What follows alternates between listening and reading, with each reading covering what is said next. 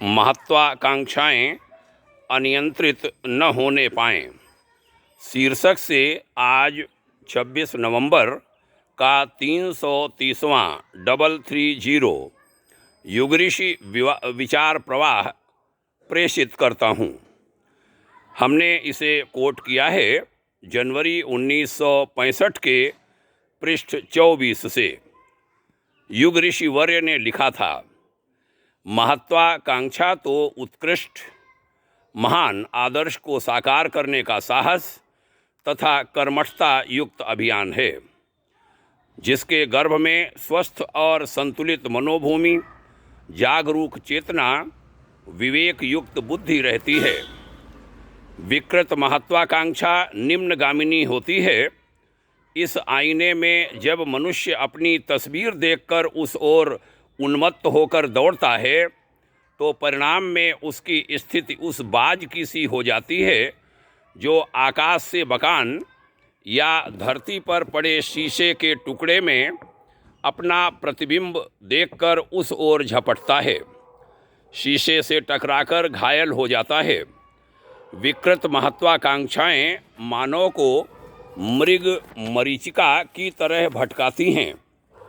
ये हवा के उस बबूले की तरह हैं जो एक सूखे पत्ते को आसमान तक उड़ा देता है, लेकिन ज्यों ही बबूला नष्ट होता है पत्ता धरती पर आ पड़ता है। अंत में कहा था गुरुदेव ने, अपनी महत्वाकांक्षाओं के बारे में हमें विवेक बुद्धि से सोचना चाहिए कि वे कितनी यथार्थ और कितनी उपयोगी हैं। कहीं उन्होंने हमें भुलावे में तो नहीं डाल रखा है। वे हमें जीवन के सही रास्ते पर ले जा रही हैं या हमें पथभ्रष्ट कर रही हैं। किन्हीं प्रलोभनों के पीछे तो हम नहीं दौड़ रहे। हमारी आकांक्षाओं के पीछे कोई स्वार्थ बुद्धि तो काम नहीं कर रही है। यह सब विचारणीय है। महत्वाकांक्षाएं यदि निकृष्ट स्तर की हों तो उन्हें त्याग देना चाहिए। श्रेयस्कर तो केवल श्रेष्ठता की ओर ले जाने वाली महत्वाकांक्षाएं ही हो सकती हैं।